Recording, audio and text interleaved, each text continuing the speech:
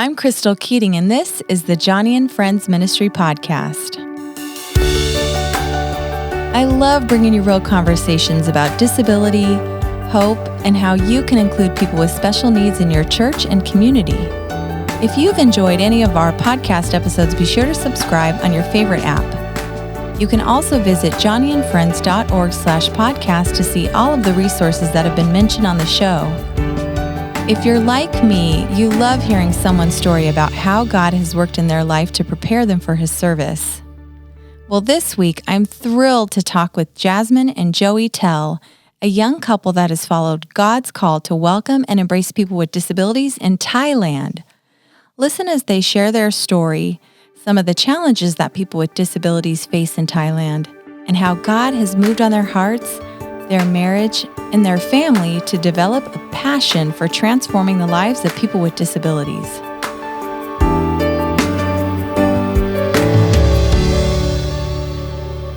It's an absolute honor to be sitting down today with Joey and Jasmine Tell, a couple who's been working to transform the lives of people with disabilities and empower the local church and disability ministry in Thailand. Welcome to the podcast, Joey and Jasmine. Thank you, Crystal. It's so great to be here. We're really excited to spend some time with you today. Yeah, thanks for having us on the show. Well, I'm so happy that we can have this time together. And you guys have been serving people with disabilities in Thailand for how many years now? Well, for me, it's been 9 years this month, November. I kind of grew up around the Wheelchair Project where I now serve since I was about 8 years old, actually. So how many years is that? We're going to give away your 21. age. Wow. Okay, so many years. So Thailand is kind of home for you guys. Oh, absolutely. It is definitely home for us and where we have raised our family so far and where we hope to continue raising our family and doing ministry. Well, that's great. And I'm really looking forward to talking more about your ministry in Thailand. But first, I'm just really interested in knowing how each of you came to have such a great love for people with disabilities, especially you, Jasmine. I understand that you grew up in a family with several siblings with disabilities. Is that right? Yeah, I did. My older sister was born with the birth defect spina bifida. So basically, as soon as I was born, I was in the world of disability. And through raising my sister, my parents became just really burdened for children who didn't have families. So they started doing foster care. And they went on to adopt 7 kids, all with disabilities. So I'm actually one of 14 kids, half adopted, half biological, and oh my goodness, half of whom have disabilities. Wow. Yeah, so my whole world really has been disability. And so for a long time, I went through the typical experience of a typical sibling where I kind of resented what my life looked like because of all the extra needs. My parents did an amazing job raising all of us, but there's no way to avoid just the struggles that having a lot of kids with disabilities brings to a family. You know, they were in the hospital a lot. All the therapies and doctor's appointments took a lot of time. And I definitely had quite a few years of just really feeling marginalized and not as important and really having to work through bitterness in my heart. But in 2006, I really wanted to go on an international missions trip. And my parents weren't comfortable with that idea. And so they said, why How don't old were you at the time? I was almost 16. Okay. So they said, why don't you do a family retreat? So I went to a family retreat and God just completely rocked my world for disability ministry and just absolutely transformed my heart. And I started serving at family retreat as a short-term missionary. I eventually started to serve on leadership, doing ministry with typical siblings and teens and young adults. And I ended up going on several Wheels for the World trips and working for Joni and Friends Oregon for about a year. So God just totally took me and completely turned me to disability ministry. Wow. Well, it was part of your family, and then God gave you such a deep love, and you're able to relate to people in a way that resonates. Like you understand the person with the disability, and you understand what the parents are going through as well as the siblings, especially. Yes. Well, I used to not understand what the parents were going through. I thought I did. And then we went on to actually adopt our daughter who has Down syndrome. And that was about 4 years ago. And honestly, that was a really pivotal point in my life because I had been serving in disability ministry for about, 10 years at that point, and really felt I had a good understanding of the family perspective, a good understanding of what it was like to have disability in your family. And then we adopted our daughter. And God really humbled me through that process because I honestly had no idea how hard it was going to be and how much my life as a sibling would be impacted by becoming a parent of a child with a disability, because I really had to process a lot of those same hurts again. I thought I had really come to a point of full healing and God he just broke me again. He just broke my heart and showed me that there was no way I was going to do this. There was no way I could really parent my daughter well unless I leaned fully on him. And I am so thankful for what he has wrought out of that. I didn't know what we were doing, but I know it's what God wanted us to do. And I can see now how much he has used that to expand our ministry and just allow us to truly now connect with families on a much deeper level through my experience as a sibling and our experience as parents. It's just been magnified to such a greater extent. Well, and I can see how the reliance that you've had to have on the Lord is the same kind of encouragement and wisdom that you can share with other families of God's faithfulness. Yes. Through the hardships. Yes, absolutely. And Joey, you're over here nodding your head in agreement with your lovely wife. And I know that you were very familiar with disability from such a young age. You were raised in Thailand, right? Yes. Talk about growing up and serving people with disabilities there. Well, my story is more of a story of reluctance, I feel like. I grew up around disability, but it wasn't something that I really wanted to do, I felt like, as a young man. My family moved to Thailand to do church planting, and that was what our organization's mandate was to plant churches and really spread the gospel. In their efforts to reach this senator, ex-senator, who was a quadriplegic, they were able to get him this power chair. And one thing kind of led to another, and the Wheelchair Project was born.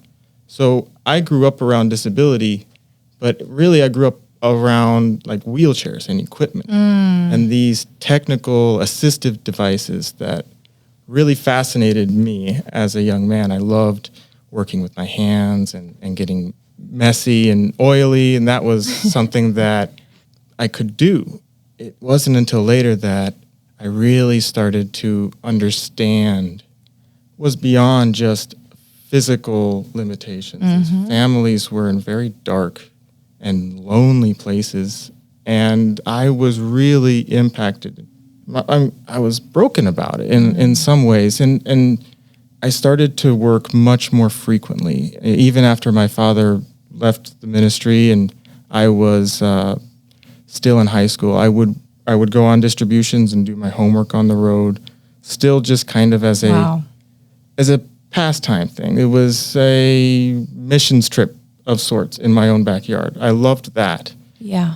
And I was in my senior year, everybody was graduating and all my friends were going off to college, and I had no idea what I was going to do with my life. So I was going to do the same thing I had been doing before. I started working at the Wheelchair Project full time, and it was this kind of stagnant placeholder position that I felt in.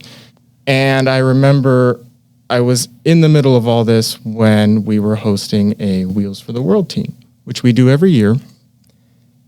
And these teams, especially to Thailand, tended to have a somewhat older demographic. Right.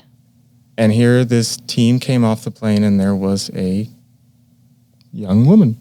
This girl and I were pretty much the only ones under the age of 40, and we really hit it off. So here I am looking for direction and a next step in my life. And God gives me this woman who had a passion for disability and a heart for the things that I had a heart for. And I mean, you can't run away from God forever. I had to accept that this was something that couldn't just be coincidence. No. It's like, okay, this has been your history. This is really something that you enjoy doing. And you started seeing the people behind the wheelchairs, the disability behind the wheelchairs. And that lovely woman was Jasmine. Okay, Jasmine, talk about you meeting Joey. Oh, Did you have the same experience? Yeah. Well, so I had actually gone to Thailand the year before, and that had been a really hard trip for me. I had lost my brother about 6 months before that trip, and I was actually taking his wheelchair to Thailand. And during that trip, Your brother had a disability. Yeah, my brother had a disability, and he passed away in 2008. And he had been a wheelchair user. And it was just a really, really difficult time in my life. Those are really those moments where you have to decide, is God good? Does he really love me? Does he have a plan?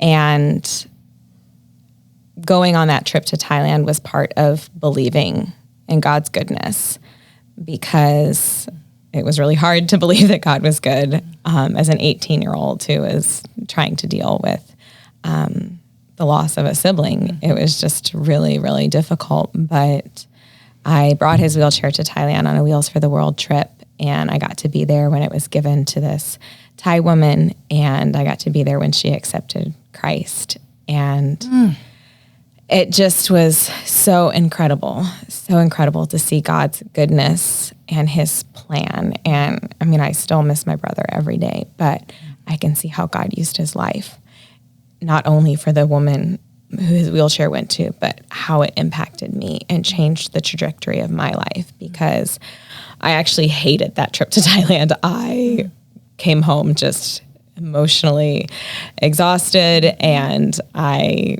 did not like the heat, and I wasn't a fan of spicy food. I just came back going, okay, I did that. Yeah. That's done. I don't have to do that again. Praise the Lord. But the next year, I was praying through going on a wheels trip, and I was working, and I just had a ton going on. So I knew I could only do one wheels trip. And I really thought I would go back to a different country I'd been to, or go to a new country, and did not want to go back to Thailand. That one was not one that was on my short list. And the Lord, just clearest really that he's ever spoken to me, said, you need to go back to Thailand. And I argued. I said, no, thanks. I do not want to go back to Thailand.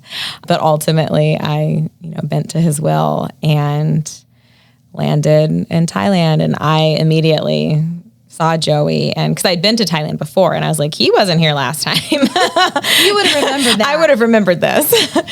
So I pretty much immediately was like, okay, this is interesting. And we both were really strategic in timing our lunch breaks during the wheelchair distribution, and trying to find moments to spend time together. And yeah, I knew pretty quickly that God was doing something. And really the craziest thing in all of this is that my brother's name was Joey. Oh my goodness. And my husband's name is Joey. So like God totally, just built something new in my life through that loss. And I would not be in Thailand if it was not for that experience. If it wasn't for losing my brother, I don't think that I would have gone there. And our adopted daughter, when we adopted her, we gave her the middle name Josephine, not after her dad, but after my brother. And yeah, it's just been amazing to get to have like a front row to the restoration that God can build in our lives if we just let him, if we just submit and go, okay, I'll go to Thailand. He has just such powerful things for us. Wow. Thank you for sharing that. Well, you guys obviously had an instant connection. You married. And so talk about the kind of ministry you do together now. You're in Chiang Mai, right? Yeah. So the day after we got married, we boarded a plane to Thailand. Not for a honeymoon. No, right? we still joke. We have been married almost 9 years and not had a honeymoon. So, no, maybe for your 10th. That's what Can we're we hoping. shoot for that? Yes, that's what we're hoping. Yeah. So we landed in Thailand and immediately just set to work. So Joey and I both were working at the Wheelchair Project, which is where he had already been. And then as we continued to live in Thailand, we ended up starting family retreats in Thailand. Was that with Joni and friends? Okay. Yes. So with Joni and friends, we have started family retreat. I host their Cause for Life internship program every summer. This was my 3rd year doing that. And I really, really love doing that because back 15 years ago, I was this teenager that wanted to do anything and everything I could with Joni and friends, and especially internationally. And so it's really cool to get to take these young and excited young adults and kind of mentor them through what could it look like to do cross-cultural missions and disability ministry. And it's just really, really fun for me. And we've now had 8 family retreats. And next year, we're planning to do our 8th and our 9th and our 10th family retreats. One will be for Thai families, like we usually do. And then the second one is actually going to be for missionaries who have a family member with a disability. Because over the last 4 years with our daughter, we have just really seen how challenging, like really, really challenging it is to serve overseas when you have a family member with a disability. We have limited access to education and resources and therapies, and a lot of mission agencies won't take missionaries if they have a child or a loved one with a disability. I have a wonderful friend of mine who her son has autism, and they had been serving overseas and then came back when they were getting their son diagnosed. And then they were looking to go back onto the field, and they were turned down by multiple mission agencies who said, your son is a liability, you won't be effective. Until finally they found a mission agency that said, no, your son is as much a minister of the gospel as you are and will have as much impact for the kingdom. And so through these conversations and these connections, I've just seen this massive need. And we've been incorporating families into our Thailand family retreat who are missionaries. Last year we had a family who was serving in the Middle East who had a son with Down syndrome. And we've had people from Thailand who are missionaries but have a child with a disability. And so we've been incorporating them, but to have something that's just for them is going to be so much more impactful. So I'm really, really excited to see that happen next year and really focus on how do we support missionaries to stay overseas, because I believe with all my heart that missionaries who have this connection with disability have such a unique opportunity to reach out to those who are hurting, because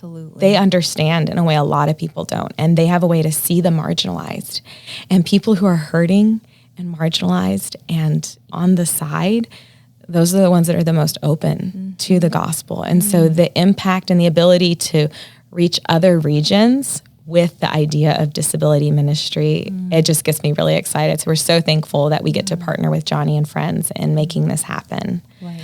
So that's what I do. But Joey also partners with Joni and friends.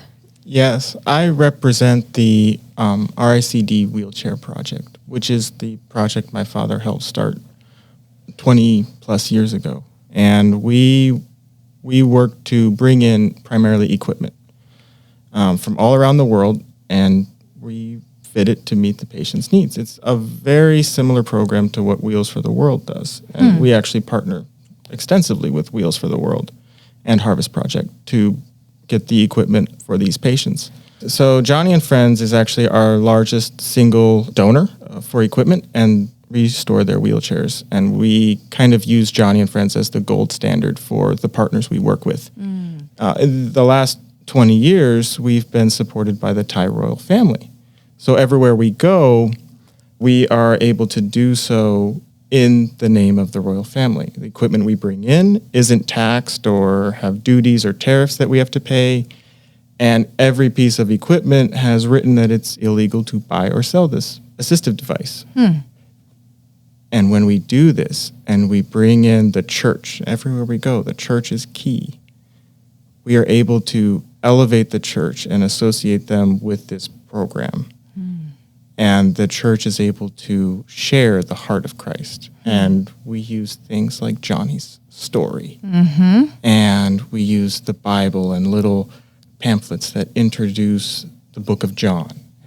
So when they can see someone like Joni and they read her story, someone who has a profound disability, and they read how Christ has worked through her life, and it's not her strength. Joni is very honest about the struggles that she has and the limitations that she has, and it is not her.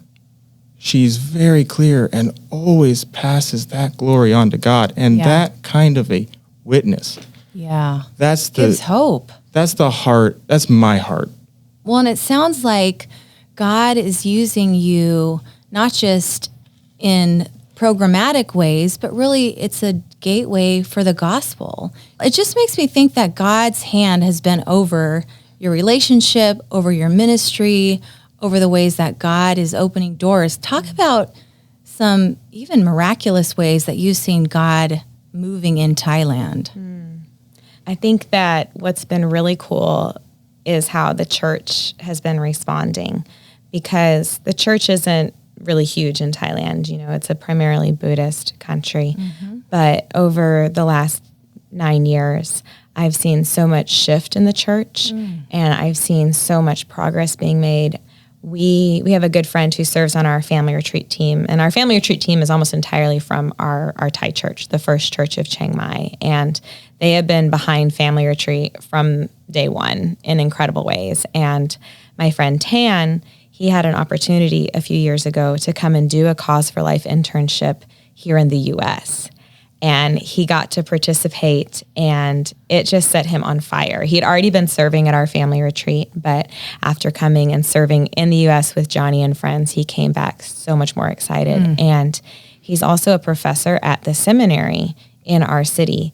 So he actually developed a disability ministry course at the seminary that he teaches. And oh my goodness, this was the second year that his seminary students, the capstone of their course is that they are the STMs at our family retreat. How fun. So our family retreat is entirely staffed by seminary students who are in a few years going to be all over Thailand, in up to, you know, each class is maybe 30 students. So that's potentially 30 churches that will have somebody who has seen firsthand the experience of families affected by disabilities and feeling that passion, that urgency, that fire to see families with disabilities represented in their churches. And we've had multiple seminary students now decide to go fully into disability ministry. We have a wonderful young woman who served last year at retreat, did an internship at the Wheelchair Project, served again at retreat, and has now decided to 100% do disability ministry as her calling. Does that just blow your mind? It makes me so happy. It's just so amazing to see real change, real transformation. And we're seeing that again and again with our church. Talk about some of the ways that you've seen the church develop and grow as they've welcomed and embraced people with disabilities as valued and honored parts of the body of Christ.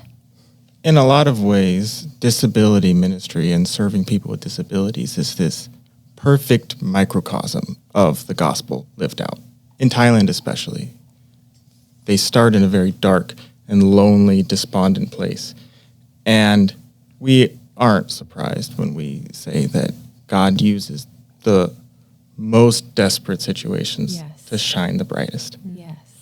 And these churches that we work with and partner with all around the country, even surrounding countries, they come sometimes very apprehensively to these events, and they leave realizing the impact that this kind of a message has for these families.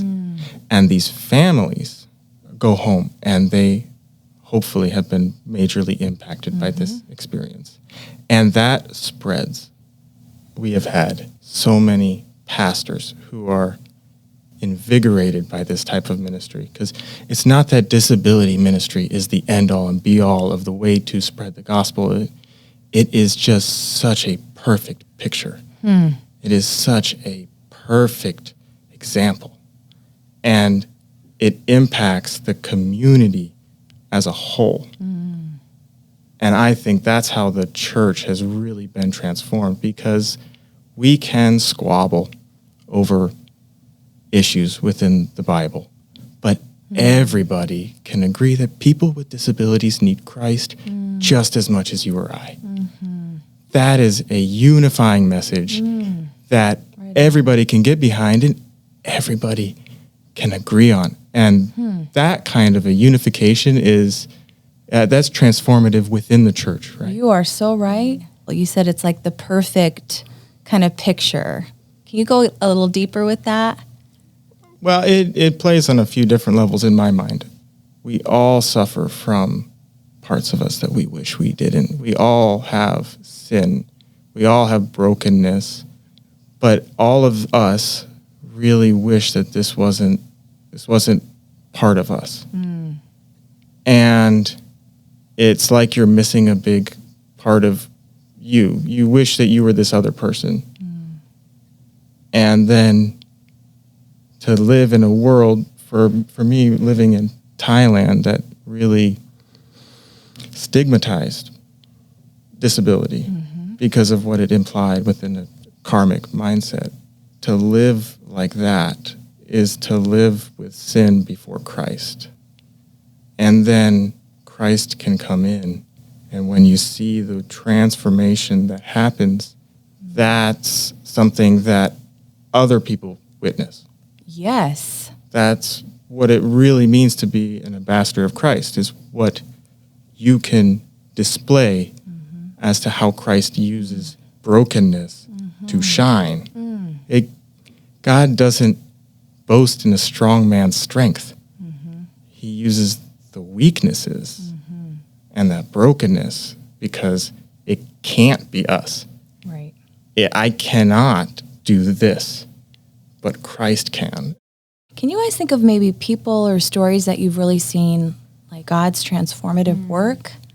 Yes. Our very first family retreat, we had a couple who came with their grandson. And when they came to the family retreat, they were so discouraged. They just were weary and broken and exhausted. And I realized why as I heard their story. Their daughter had been attacked and became pregnant and hid the pregnancy for a long time because of her shame. And then finally told them the baby was born, and he became very ill, and he ended up having hydrocephalus, and he would cry all the time. And the birth mom, their daughter, she left because it was too much for her. So they were left with this little boy with these severe disabilities, and they were quite old. They were farmers. They just felt like, how do we even keep going on? They had been, right before coming to our retreat, they had been thinking about putting him into a orphanage because of feeling inadequate for caring for him. And they came to the retreat, and our theme that year was press on.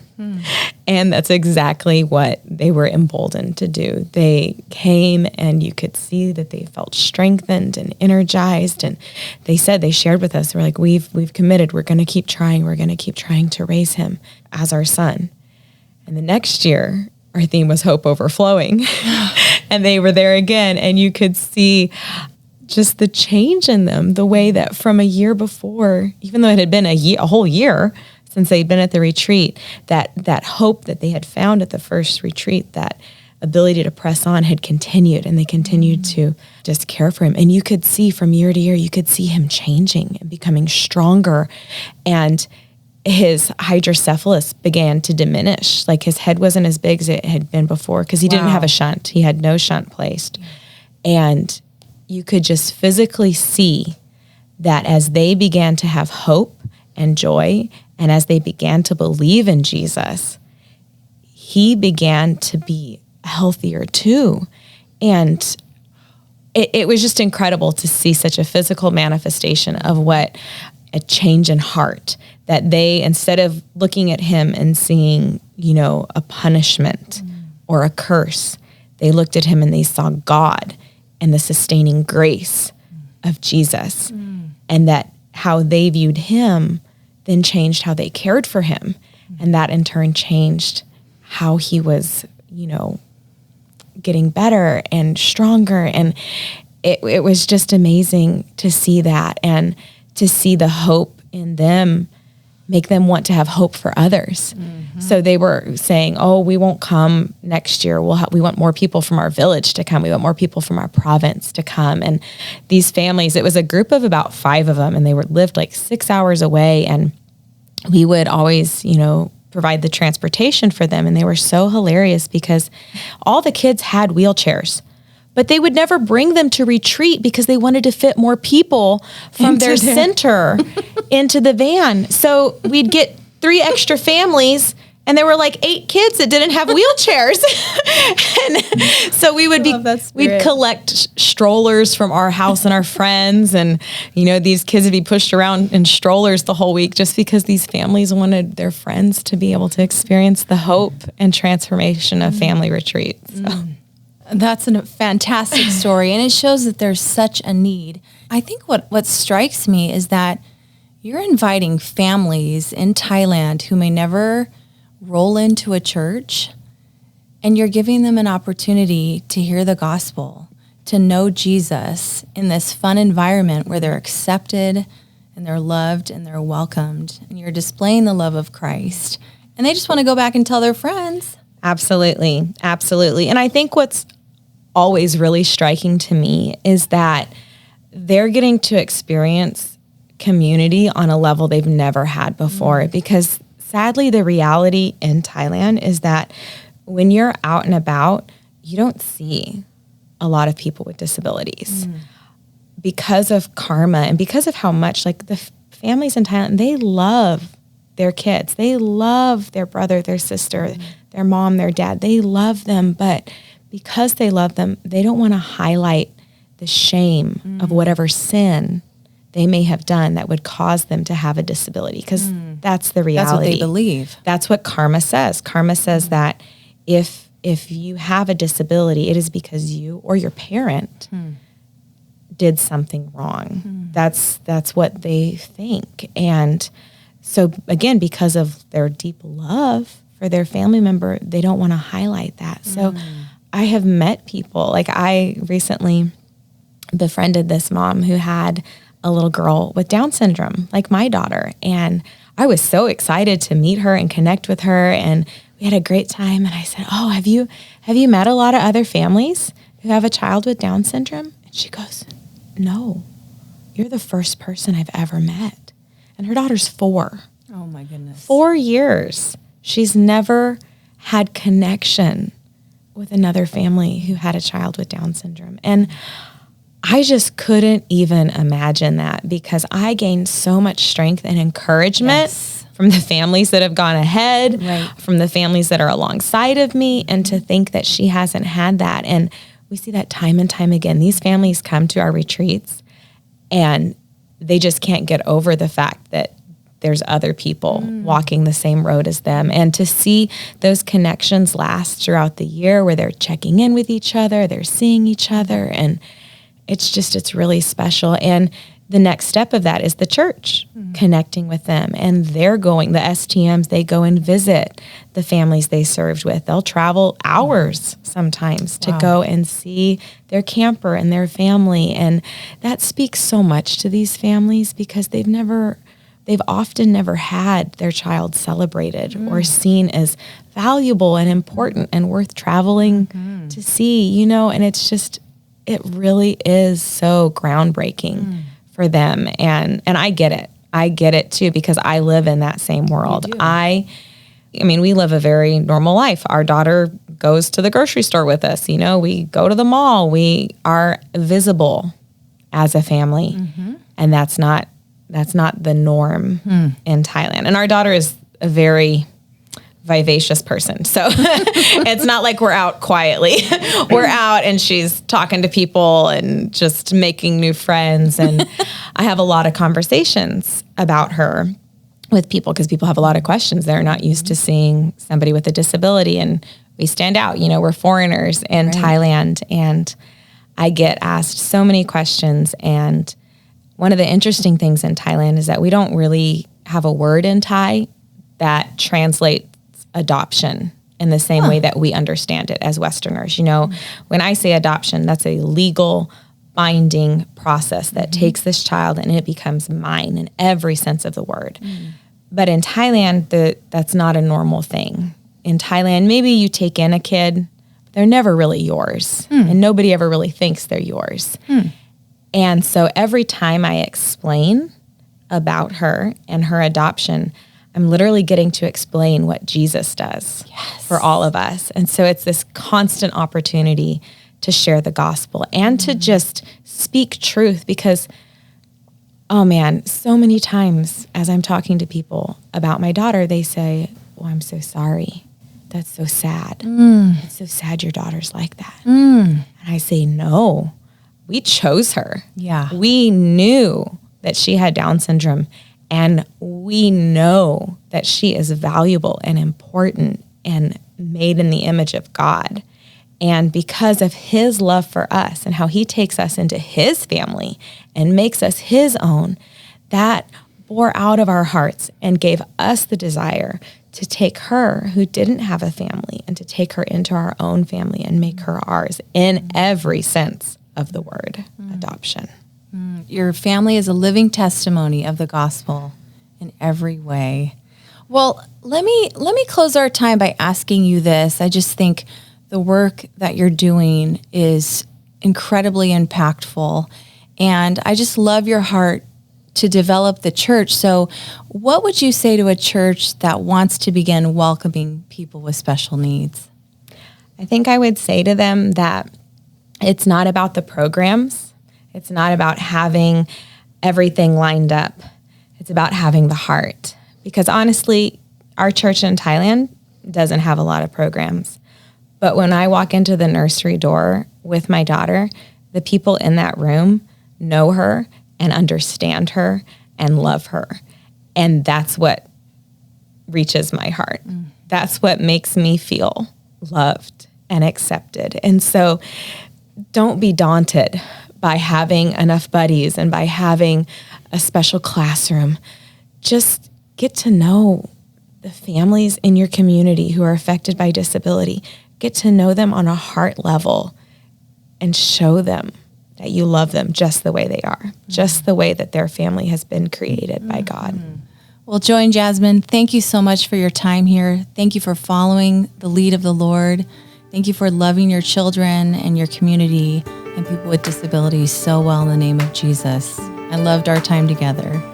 Thank you so much. It was such a pleasure to be here. Thank you.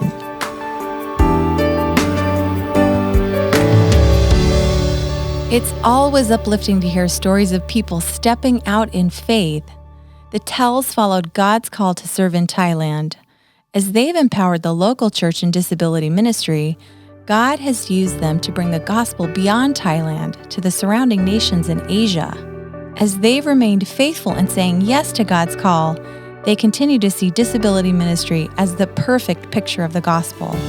Well, don't miss next week as we talk more with Jasmine and Joey about the impact that a wheelchair can make in the life of someone with a disability, specifically in Thailand.